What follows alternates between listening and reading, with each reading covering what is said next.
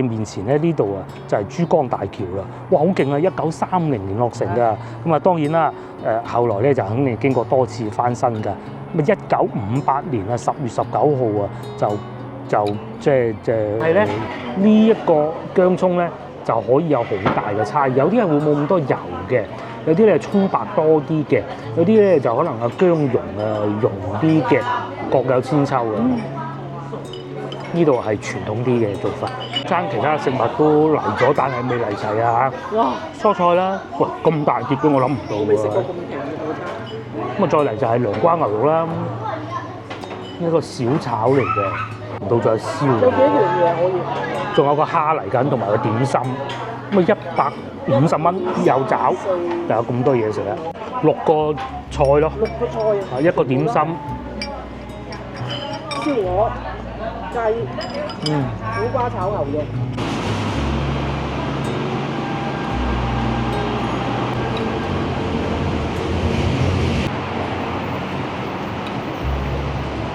各位觀眾，今日係星期6啊！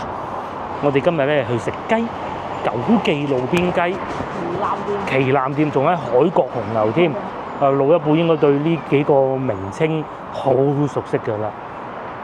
我哋落去先，呢度係淡尾地鐵站啊，會有6號線啦，亦都會有5號線，係交換站嚟嘅。咁喺度落去，咁啊其實唔係得步行梯啊，係有電梯同埋手扶梯。地鐵站淡尾站，咁我哋過去嗰邊行下先，好多樓盤嘅。哇！呢度都會塞車喎，下邊。地鐵站咧就喺嗰度，咁佢係架空㗎，係啊。咁啊，而家呢度咧變咗靚咗好多啊，所以咧會有好多樓盤咯，少過嚟呢邊啊！哇，諗唔到咧呢度咁塞車。啱啱落到車嘅時候咧，我有時會揸車過嚟呢度㗎。咁嗰陣咧係會比較亂㗎。依家咧就企理咗好多。喺呢度咧揸電雞亦都係一個好好嘅選擇嚟嘅。哇！呢度擺到咁整齊，有啲唔係好慣添啊！咁我哋行一行先至再去食嘢啦。佢而家咁早未去食，喺廣州啊，咁啊二沙島啊，大家應該聽過啦，係一個高尚住宅區啊。其實喺廣州市中心咧都仲有另外一個島啊，咁啊，但係相比起二沙島咧，佢嘅樓價就會稍微低啲嘅，就係呢一度啦。咁當然啦，因為望得到江咧，其實始終都住起身都幾舒服嘅，一棟一棟嘅高尚住宅區。咁喺呢度坐立㗎啦，嗰邊亦都係咧方圓嘅樓盤喎。啱啱開盤嘅時候咧，都賣得唔平㗎。咁因為點解咧？當時佢坐落嘅時候咧，剛好就係房地產開始興盛嘅時候啊。前呢邊環境就一般啲，但係而家就靚咗好多啦。先頭我講嗰個花寓水岸啊，真係唔平㗎。係呢個價錢啊，去到4萬蚊一平方米啊！4萬㗎一樣。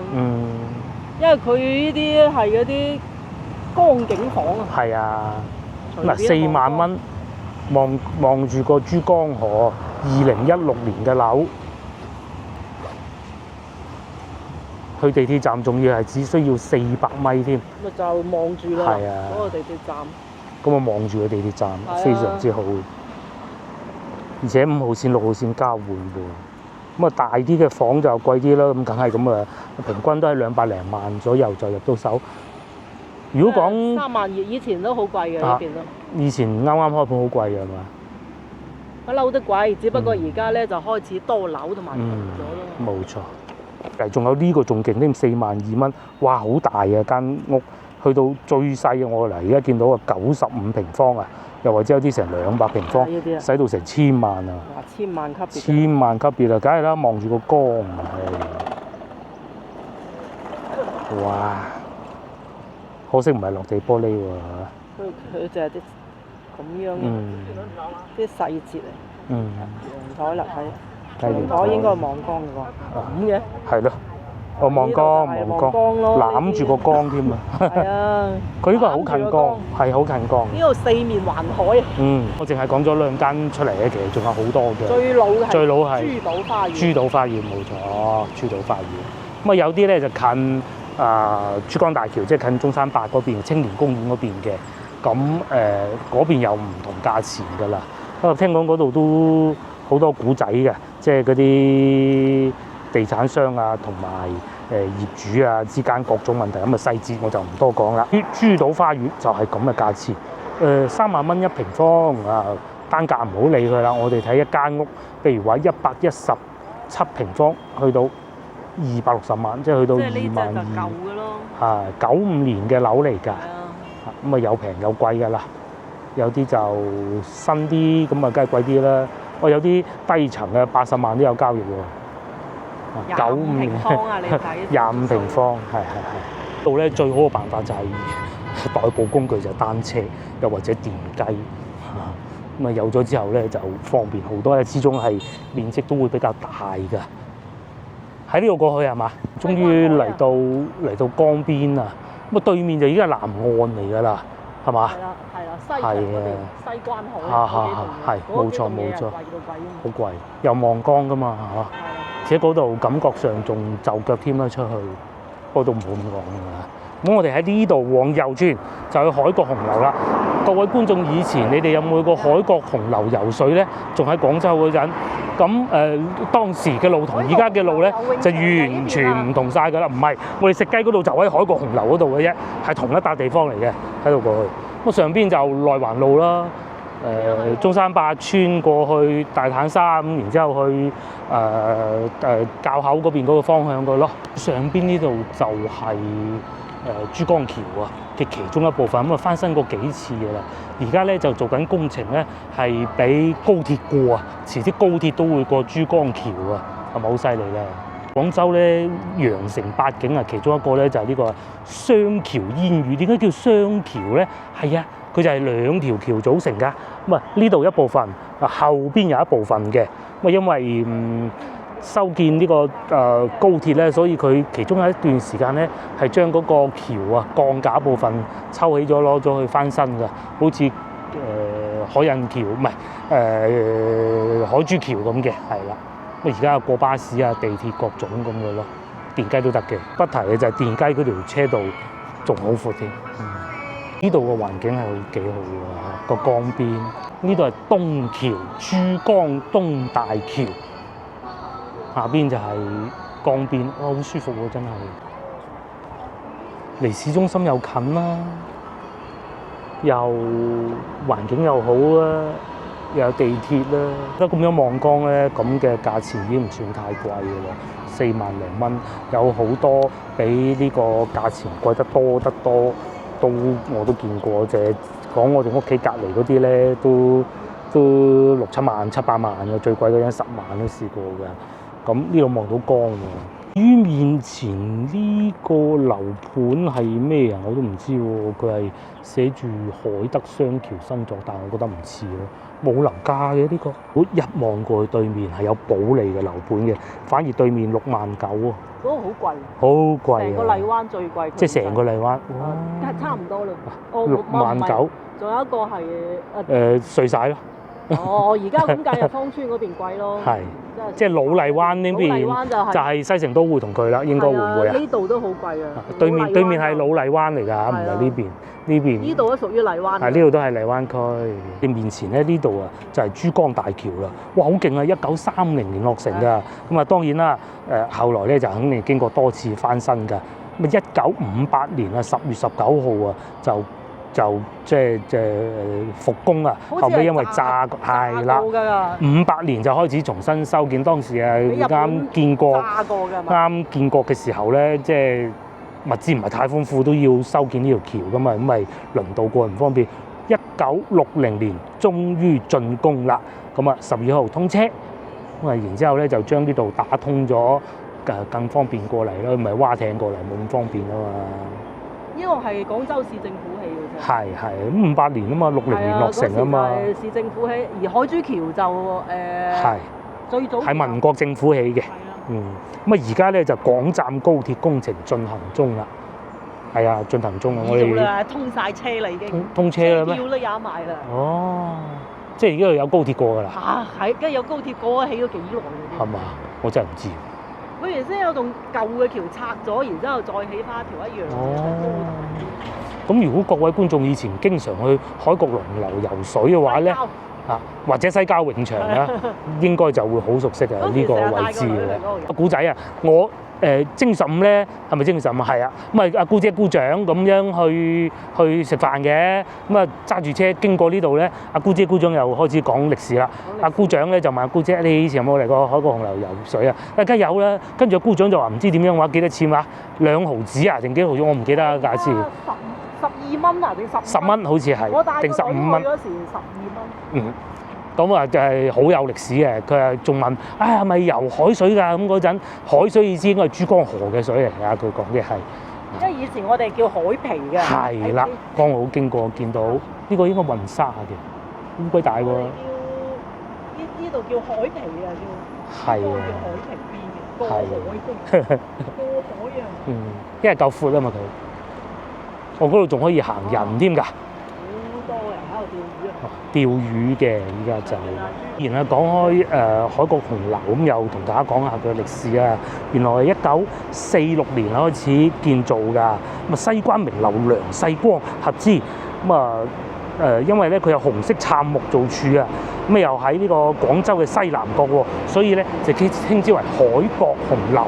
嗱咁係咪用海嘅字啊？佢唔會用江啊嘛，江角紅樓唔係咁噶嘛，就印證到老婆先又講海咁啊，其實珠江嚟嘅啫。然之後咧當時啊50年嘅時候咧，就好多廣州人嚟呢度游水㗎。據說咧最高有一日啊，有11萬咁多啊！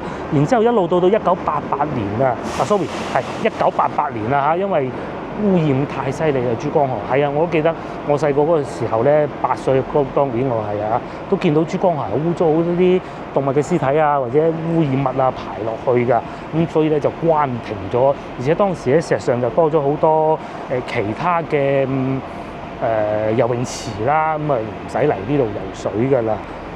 咁啊，然之後咧，97年嘅時候咧，就轉咗人工泳池。人工泳池其實就唔係太吸引啦，一路到2006年就改造啦，開始就叫東南亞巴厘島風格嘅度假區。咁係即係點咧？我同個女去過一次嘅，你去過？佢有沙灘嘅。冇沙灘。有係嘛？即係佢好多泳池入邊好大嘅，即係唔係話淨係一個泳池。咁至於價錢咧就平啦。而家咧係分時段嘅，成人15蚊，我都係15蚊。兒童同埋長者就5蚊，小學生就10蚊嘅。咁啊，佢個運營時間咧就晏晝3點到5點，咁然之後夜晚咧7點到9點，咁啊可以嚟呢度游水啦。游完水又可以去食雞，咁啊即整個80年代。83、84年整個輝煌嘅時光咧就翻晒嚟啦。羊城八景都係嗰個年代。係啦，因為88年佢先關噶嘛。廣州塔啦，而家就係啦。咩嗰邊啦，天河嗰邊啦。面江面闊啲啊。係啊，佢係白鵝潭嗰個江面咧特闊嘅。哦，係喎，好似。白鵝潭，即係佢就係由呢一個由呢一度去到沙面嗰度，白鵝潭嘅意思，就係由而家我哋呢個島。大坦沙島一路去到沙面嗰段。而家4點半啊，啱啱過咗，咁啊未夠鐘食飯，我哋去行下先。坐船去金沙洲嘅，經過呢一段。冇錯。嗰個方向就係芳村。嗰度對面係黃沙，呢度黃沙。呢度就黃沙。係啦。係。嗰度就芳村啦。係。因為嗰個咩咧已經睇到啦。嗰個。係啊，呢度係芳村。食海鮮嗰度咁啊，不過而家翻新中啫。呢度芳村係嘛？黃沙。呢度係西郊泳場啊。哦，西郊泳場。裏面係西郊泳場。係喎嚇。對面咧西郊泳場咧歷史原來仲悠久啊！1930年啊。至於我先頭講話有沙灘咧，我先係記錯咗，係西郊泳場而家有沙灘。西郊泳場有沙灘。係啦，咁同埋佢咧就唔係按時段嘅，佢係總之開放咗你日日都得。係啦，按次啊，由朝頭早7點到夜晚9點。3隻嘢都去過啦。冇錯啦，咁啊而家咧室外嘅票咧係34蚊8，好撩楞啊呢個數。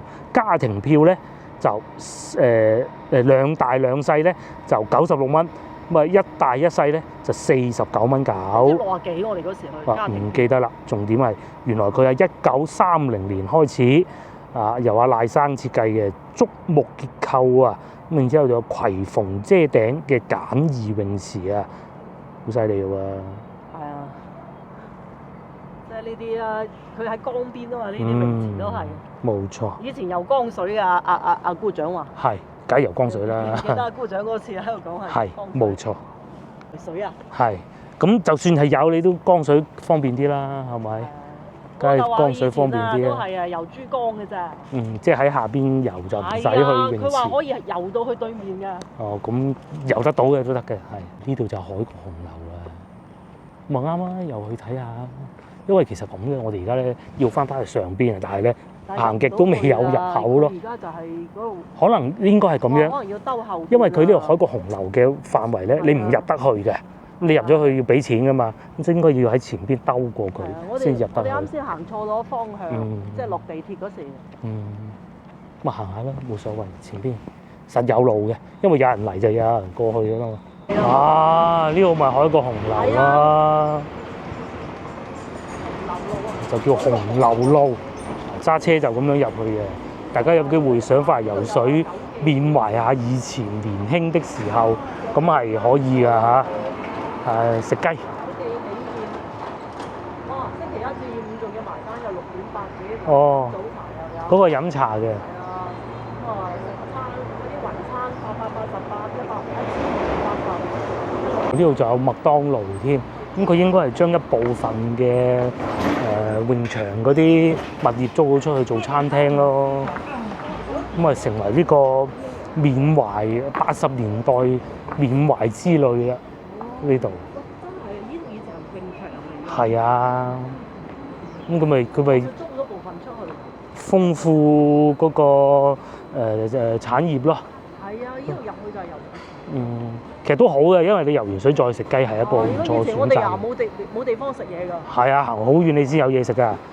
潮州菜添，咁呢邊仲有飲檸檬茶㗎，幾好喎！燒烤，咁我哋9記路邊雞啦。前邊應該係59蚊半隻燒鵝，唔食燒鵝啦，食雞啊！食雞又得。食雞啊！坐戶外。坐戶外啊！嚟呢度咧，我哋係會叫一個套餐嘅團購餐。咁佢2選1係白切雞半隻或者豉油雞，咁梗係白切雞㗎啦，應該都。咁啊，再嚟咧就係鯇魚或者蝦，咁啊蝦啦，不如暫定。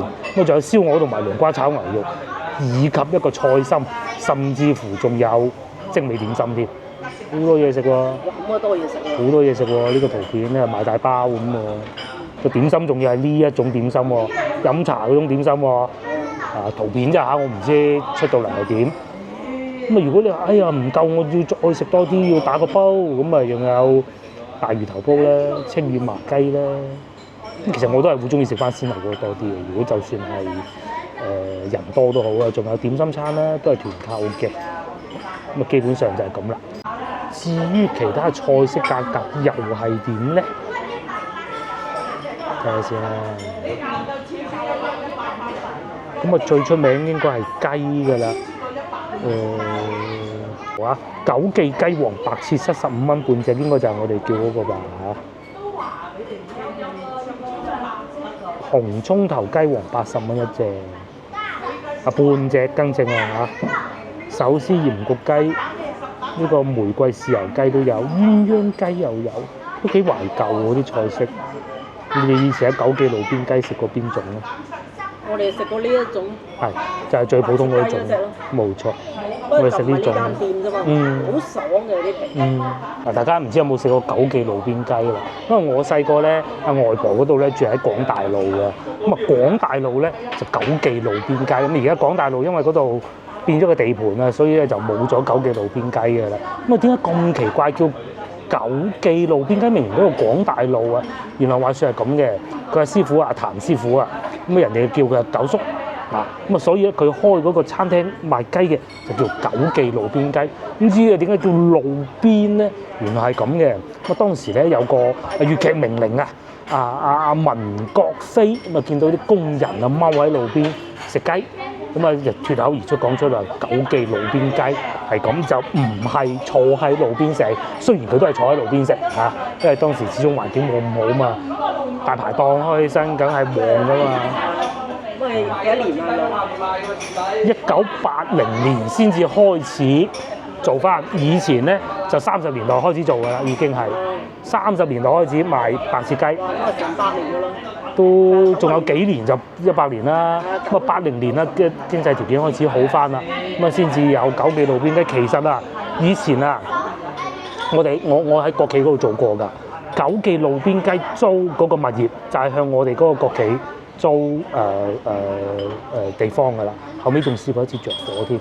咁啊我啊頂頭上司阿師傅啊阿珍姐啊，佢話漏夜趕過去睇下搞成點先。咁我聽佢講過呢個古仔。咁後來咧就慢慢就嗰度冇做啦。咁啊再喺其他地方開個店咯。譬如話我哋去過濱江路啦，濱江路我哋去過啦，嗰度會多遊客啲，因為近北京路啊嘛。咁喺而家嘅大沙頭又會有分店啦。喺工業大道南有分店啦，同埋呢一度海角紅樓都有分店嘅。地方最好睇下啲套餐。啱啱送上嚟啊！呢個九記路邊雞咧就用180日嘅雞項㗎，同埋咧佢係啱啱熟嘅。你睇嗰啲血絲，哎呀，係啊，都係啊！如果外地遊客咧，就一定係要諗清楚先啊！真係㗎，你哋未必食得慣，但係其實已經熟咗㗎。嗰啲肉唔係生㗎嚇，記住。緊要就係有薑葱，每家嘅薑葱都唔同㗎啦。首先咧，你話雞咁啊攞貨咧可以大同小異，即係靚嘢都係嗰啲㗎啦。咁但係咧煮雞嘅過程中咧，有唔同嘅技術啦，阿師傅有啲係要嗰啲白滷水唔同味係嘛，味道唔同。咁但係咧呢一個薑葱咧就可以有好大嘅差異，有啲係會冇咁多油嘅，有啲咧葱白多啲嘅，有啲咧就可能啊薑蓉溶啲嘅，各有千秋嘅。呢度係傳統啲嘅做法。點啊？味道得唔得？首先咧佢係會過冰水嘅。即係咩意思咧？你嗰個雞煮好咗之後咧，咁你要佢爽滑啲，梗係要過冰水噶嘛。啊，之前都同大家講過嘅，點解會喺80年代之後先至有呢種技術咧？你試下喺1950幾年係冇可能會有做到冰塊呢種東西噶嘛，係咪？咁啊，去到80年代啦，廣州經濟條件開始好啦，喺外邊買到啲雪櫃翻嚟咯喎，製到冷喎有冰水咯，咁啊雞烹飪起身係咪又可以擺落冰水度過佢咧？啲雞皮咪爽啲咯。好耐未食過。都好耐未食過白切雞啊。係嘛？清遠咯，3個月。係啊。過完嗰陣咯。又要潮州。靚嘅白切雞。呢個骨嚟㗎。好耐未食過呢個白切雞。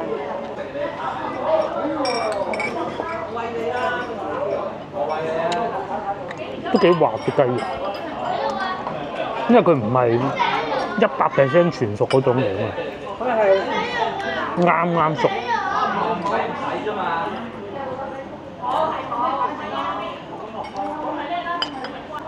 接落嚟試下呢部分啦，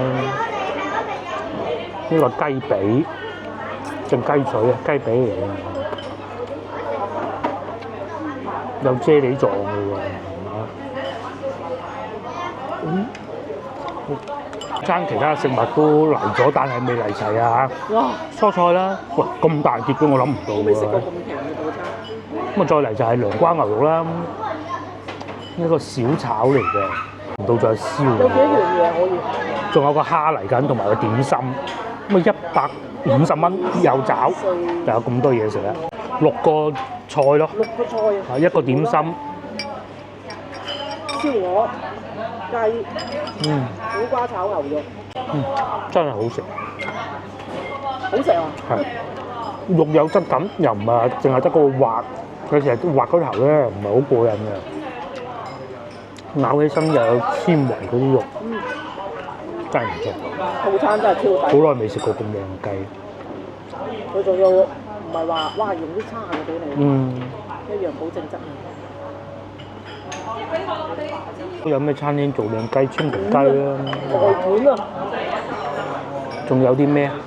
廣州酒家嗰啲就唔係以雞為最出名嘅，仲有西關有幾間啦，咩友聯啊嗰啲咯。我未夠呢度平喎。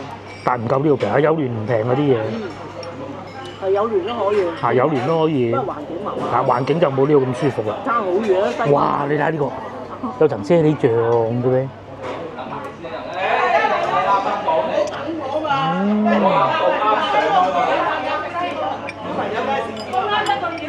啲肉係幾有質感嘅，係唔係嗰啲肉肥雞咬起身好削嗰啲嘅？係要咬嘅啲雞肉，真係幾好。我以為連呢個烤到埋，慢慢都諗唔到係咁樣嘅喎，我以為佢係白灼就算啦。咁啊點都好啦嚇。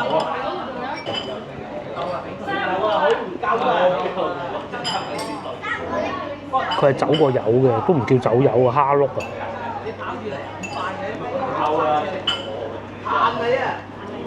唔算炸得好過火。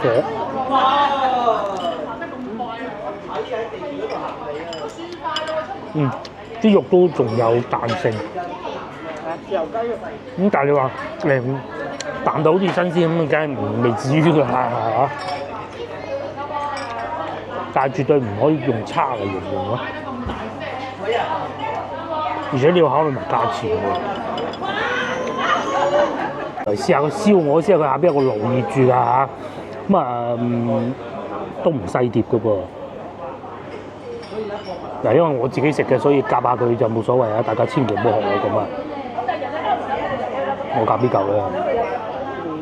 另外咧，諗唔到咧，而家差唔多6點啦嚇，客人都幾多㗎嚇。燒鵝唔算太肥。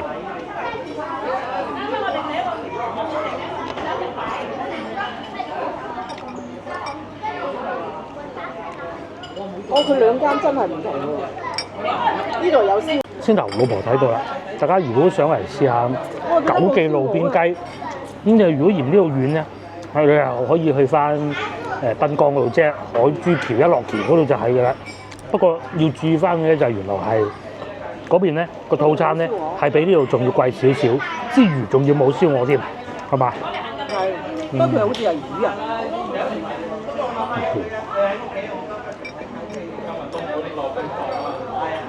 相比之下個雞好過燒鵝，唔係話燒鵝差嚇，但個雞真係好靚嘅，燒鵝就相對平庸少少咯，但唔係差嚇。都可以。都可以。味道咯。食得過。係啊。仲有戶外部分喎，哇！仲帶咁大支威士忌添，嘿，有排飲啊！戶外部分個個都係。個個食煙㗎外邊，你睇下，大茶位又平啲，咁啊室內就冇㗎。我都係坐出邊。都係公事冇咁靚。接嚟試下苦瓜啦，又不如苦瓜牛肉，仲有豆豉。典型就係嗰啲走過油嘅牛肉嚟嘅，嗱唔係話走過油唔好啊嚇，而係咁樣嘅。哦，點心擺唔落啊！擺唔落啦已經。超誇張160。真係呢種葱油白啫冇問題㗎嚇，我以為係成盤嗰個蝦餃啊嗰啲點心，我冇理由㗎，呢個都冇問題啊，呢個都冇問題，仲好添啊！我反而覺得唔抵食啦，真係誇張啊！成台餸，成台嘢啦。真係幾勁，雞肉比較多。接嚟試下呢個，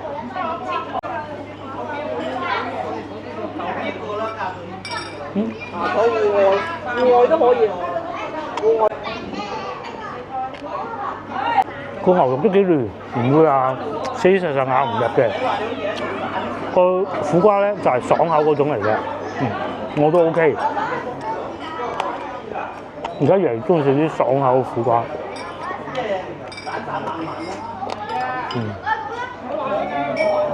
食飽飽，我都諗唔到咁多人喎，坐到滿咁滯啊，80%上座率。我以為咧，佢攞啲低價嘅團購餐咧吸客啊，即係唔掂嗰啲咧，原來唔係啊，好多人啊，同埋出品都幾好喎，抵食得嚟又唔係話太差。可以停車添，係啊，先頭啊，老闆娘啊收銀，老闆娘問有冇揸車嚟啊咁，態度都幾好㗎嚇，各方面都幾舒服。半戶外又得，離地鐵站其實唔係好遠嘅，又係食雞嘅喎，呢邊食湛江雞，係啊，湛江雞。以前咧呢邊就冇咁多餐廳嘅，而家多翻啲餐廳咁啊聚下人氣，唔係個嚟游水噶嘛，咁游完水都要食嘢㗎嚇。上邊仲係茶樓添，呢度有個茶餐廳，不過就睇怕都冇做㗎啦嚇。前邊好似仲有嘢行咁喎。哇！以前去完泳場啊，哇冇人㗎，泳池即係出到嚟冇餐廳嘅，冇嘢食嘅。靜英英咁咩都冇。唔係有停車場。有停車場。係啊。哦，呢度上去就係茶樓啦。係啊。雙橋茶樓。長紅樓路㗎啦。海角紅樓游泳場啊嘛呢度。開游泳池可能就。而家變咗賣衫㗎啦。卡通㗎啦，動漫，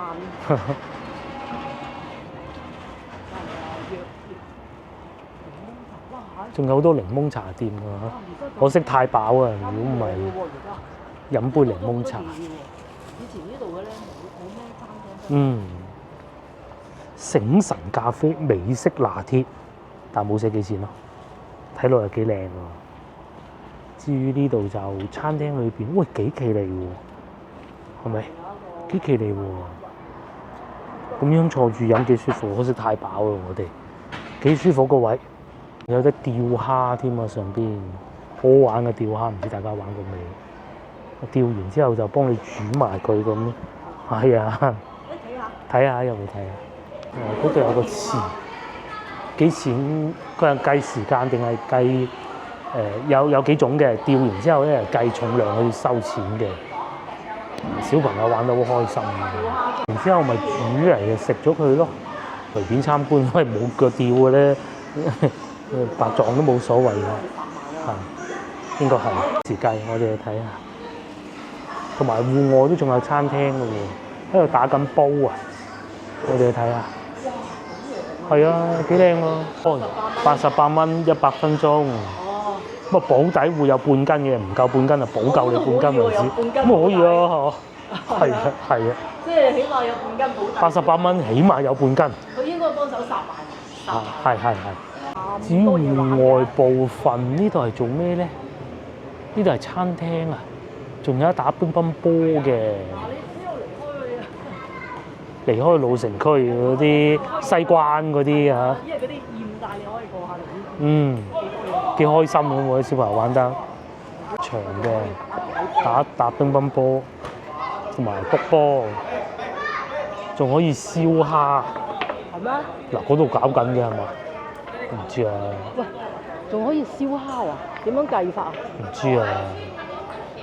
係啊。幾開心咁喎！都係團購餐嚟㗎。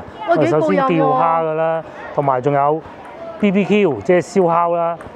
2到3人豪華燒烤套餐，60分鐘單人釣蝦2支竿，294蚊。然之後咧，仲有呢啲食物，幾過癮喎！係啊，係啊，幾過癮。睇下，佢依個燒烤嘅依個就係3人100。呢啲係釣蝦咯。哦，即係又燒烤又釣蝦咁樣咯。好多套餐嘅有，10人餐都有。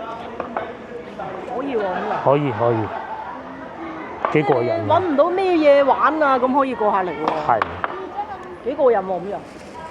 呢個專窿專罅揾到啲咁嘅地方。去到星期6日咧，週末啊，同啲小朋友過嚟開心到死啊！呢度釣蝦嘅，都幾多人嘅。我哋曾經喺江門教釣過一次。幾好玩，釣蝦㗎嘛？釣蝦又得，你可以燒烤又得，就係咁啦。好多汽水賣添，成日揸住架車就唔知呢啲嘅，呢啲要行入嚟先知嘅。我哋係中意四圍行下嘅。4間啊！ 4間，係啊，美團就得2間，美團得2間，但係佢哋係有4間分店嘅。咁啊，如果去咗嗰邊嗰間，咪唔知道。其實琴晚已經想去嗰邊嗰間嘅啦，真㗎。諗下，有一間比較近地鐵。係啊，不如去試下飯啊！同埋仲有咧，落雨，琴晚有少少，有2滴雨，咁啊，唉，都係近翻地鐵站好啲啦。咁嘅琴日嘅諗法係。過嚟比較又唔使轉線。我哋再去前邊行啊，有充電站啦，前邊充電站，呢邊就游水啦。咁海角紅樓游水啊？海角紅樓啊？係嘛？佢應該可能有呢個健身嘅。海角紅樓係國企嚟嘅。咁啊，呢邊呢啲咧就租嗰啲出去咁啊。附近仲有好多鋪頭，呢個係潮汕生腌。係咯。隔離呢個咧就洗頭嘅。我覺得釣蝦嗰度過癮。係，隔離係順豐快，梗係釣蝦嗰度過癮啦。釣蝦嗰度又有。淨係釣蝦都過癮啦，仲有燒烤添。燒烤。即係如果你喺廣州都玩到好厭啊，試下呢啲。呢度仲有換電嘅添。係啊，你行完又可以去嗰個江邊行下，好似我哋。冇錯。先頭我哋行江邊嗰度。遊客少啲嘅，都係本地人居多。我哋再前邊睇下，酒吧同埋充電樁 ，L 巴啊，小吉充電，仲有燒烤濕辣牛肉。呢度仲有燒烤。2蚊一串添啫喎。如果唔係食到咁飽啊，絕對可以燒烤。幾多嘢食喎？係啊。下次仲可以過嚟。仲可以，你又發現一個新地方。飲啤酒、飲檸檬茶。離地鐵其實好近嘅啫。好近嘅。係啊。只不過唔識路啊，以為好遠啫嘛。我哋啱先兜遠咗啫嘛，行咗。呢邊係濕辣牛肉，現場烤，梗係炭烤啦呢度。哇，2蚊一串，正，食到飽晒啦！我哋下次先咧。係有半戶外座位嘅咧。燒烤。嗰邊係飲酒。啤酒。係，我都係有座位嘅。其實幾方便嘅。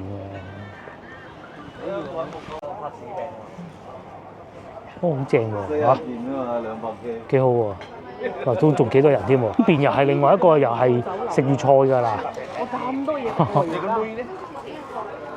呢度係食粵菜，又唔係燒烤㗎，又係食雞㗎。喂，勁喎！隔離都係食粵菜。下次可以再試下。啲套餐方面就有呢啲。99蚊。哦，都係團購餐咁啊，即係或者套餐啦。又有雞，粉，99，仲有1、2、3、4、5。哇，好似鮮牛咁抵喎嚇，仲抵過鮮牛嗰個咁嘅。148。行入啲，越行越平。有咁多選擇。168啊，茂名撈粉，喂，抵食啊，真抵食。99蚊可以飲。係咯，仲要揸車入嚟方便咧又。我哋坐地鐵都可以。係，座位又舒服啦，仲舒服過鮮牛嗰啲。有隻貓添，你睇嗰隻貓，好醒目咁嘅喎。佢都食到飽啦，嗰條尾嗰度黑色嘅。呢度係又係另外一間。99蚊雙人套餐，哇！呢度咁平嘅而家呢邊。嗱，你哋唔好去市中心，過下嚟呢邊。係啊，就係海角紅樓啫嘛。真係啊，抵到爛。海角紅樓唔游水就變咗全部都係餐廳啊。99蚊雙人餐，有魚有雞，有菜有湯，夠啦2個人。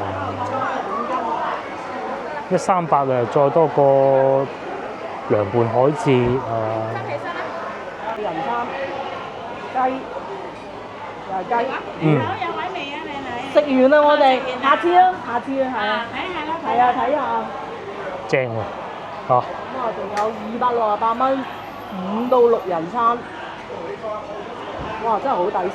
仲有條龍躉添，268。蒸龍躉啊，268 5到6人餐。哇！下次叫阿媽哋嚟試下。係，好近嘅。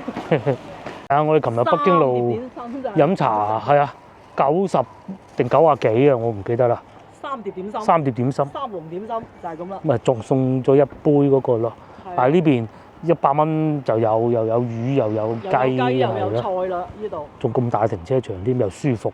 係啊，食完你仲可以行下江邊。係啊，往嗰個方向應該係會去翻地鐵站嘅，兜咗個圈咯半個島，我哋兜咗半個大嚇。灘。前邊都仲有啲鋪頭啊，我哋嗰邊睇下。但係會唔會嗰邊又近翻啲居民樓咧？唔知。同埋仲有呢度一行啲燈咁靚，係又係搞咩嘅咧？行埋就知㗎啦。呢邊係整車嘅，汽車保養啊、貼膜嗰啲。呢度似一個世外桃源。係好寧靜，但係其實又唔係好遠。知係啦。我就中意先頭嗰個奶茶店，咁樣坐住嗰度都幾舒服，嗰個位幾正。白牛肉嗰度都得，都得。燒烤場。燒蝦嗰度又得，釣蝦。路邊街其實嗰度都可以操戶外。冇錯，勁添仲有麥當勞添喎嚇。哇，都幾多鋪頭㗎喎，又唔係話好荒涼啊冇嘢睇啊嗰啲咁嘅喎。有啲商菜係。呢度好多充電樁，呢度又一個啦，喺麥當勞門口嘅。南菜都多人食嘅喎。唔係湖南菜啊。係咪湖南菜？清湯羊。清湯羊都有。158蚊2斤羊肉，3隻生蠔。而家真係越嚟越多嘢。麥當勞緊。呢隻辣嘅，但係淨係做辣菜就唔得嘅，所以咧就要做埋呢啲咯。呢啲雞煲就廣州人喜歡嘛，麥當勞就冇乜人。麥當勞係我哋最後嘅選擇嚟嘅。係嘅。通常去到外省咧，諗唔到食咩就麥當勞。係啦，你諗唔到食咩咧？我都試過。好多廣東人都係咁講嘅。即係反正你喺廣東、廣州，麥當勞就係最後嘅選擇。呢度仲有個牛雜檔，同埋食米線。呢啲就散客居多㗎啦。同埋真係超多充電樁嘅，一堆。的士哥哥嚟呢度交班咧，要充滿電先交下一間。檳榔啊，唔睇檳榔，我哋行嗰邊。嗰邊咧就可以出翻去地鐵站㗎啦，又好似另外一個區域咁㗎咯喎。呢度係潭尾嚟嘅，即係珠江橋中啊，嗰度有寫住啊。橋中唔係華僑中學嗰個橋，唔係華僑個橋啊，係橋係珠江橋嘅中間咁解。嗰度仲有強記竹升麵添。呢度入到嚟有另外一個社區咁樣嘅喎，有啲村屋嘅。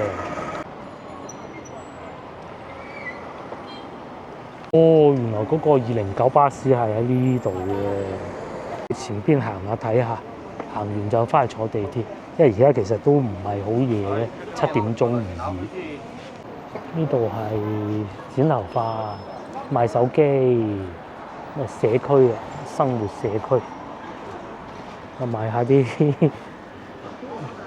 呢啲工具。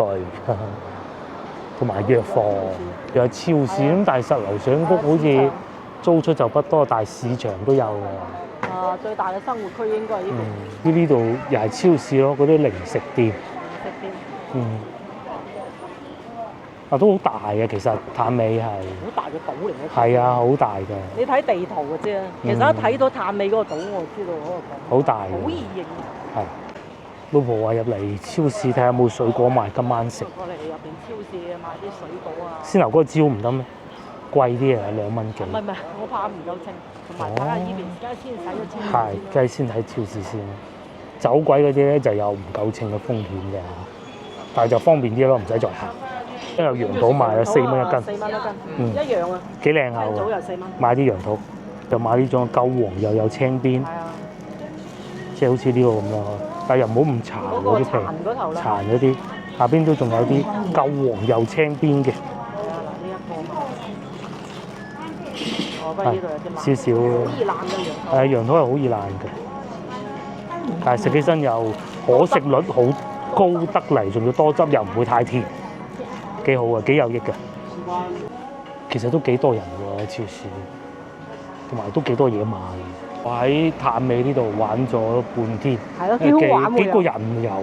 又有海邊，係啊，就係地鐵站去嗰度咧，就有少少囉嗦，但係其實都係嗰5分鐘嘅事啫嘛。係啊。咁如果你唔喜歡，你咁坐小巴見到前面416睇唔睇到？嗰個就係地鐵站㗎啦。啊，我哋朝頭都唔上就係因為太近啦，冇必要行下咁解嘅。幾旺啊都，唔係話好方便。呢度咪去嗰個食嘢嗰度咯。係呢個方向咧，去咧就係先頭我哋海角紅樓啊，食雞嗰個方向。嗰邊。嗯。咁啊出去就江邊，踩單車。啊，圍住個島踩單車。哦，前面仲有竹升麵添，強記竹升麵呢個幾出名嘅，有個商業街添，商業街唔行啦吧？商業街。都係食宵夜嗰啲㗎啦，應該。宵夜檔。應該係。以前好興嘅，好多人嚟呢度食宵夜嘅。我啲同事都啱出嚟做工嗰陣咧，喺新塘做嘢，同事都翻到廣州咁嚟呢邊食宵夜嘅。有好多小食店啊，賣下包啊、蒸包啊咁咯。咁啊都係做下啲生意仔啊，揾餐飯食下咁啦，係嘛？都幾旺嘅呢度，因為始終近地鐵站啊。人就自然會有生意㗎啦。呢度仲係商業街添，去呢啲唔行啦。我哋今日同埋仲有豬雜粉。方向咧就係地鐵站嘅方向。咁啊，好多人往呢個方向行過嚟咧，就係佢哋啱啱喺地鐵出嚟，咁咪行翻去屋企嗰邊咯。咁咪出租屋裏邊住。咁啊，路上可能會食少少嘢啊咁嘅。因為而家7點3，今日星期6。有好多人始終都仲係要翻工噶嘛，咁啊就收咗工啦，咁然之後而家咪翻嚟出租屋嗰度住咯，係啊。上面仲有污水處理廠就喺呢度。成個廣州靠度。即係成個廣州靠呢度㗎。大潭沙污水處理廠。咁犀利？喺呢度。哦，真係諗唔到啊！係前面就好旺嘅地鐵站。越嚟越越精彩喎！對面係廣州污水處理廠，淨水處理廠。我哋都坐地鐵翻去啦，係幾方便啊！第日有機會多啲嚟呢邊行下都得。又近行下江邊幾舒服之後，個江邊好舒服先得。啱先個江邊好。如果唔係肚餓咧，仲係可以再行多陣嘅喺嗰度。咁啊，跟住食嗰啲餐好。係啊，先頭嗰幾間，哇幾間啊，係唔係一間啊？同埋個燒烤睇上去都幾好，唔使再揸車去到西朗芳村食啊。雖然嗰度好食，下集見，拜拜。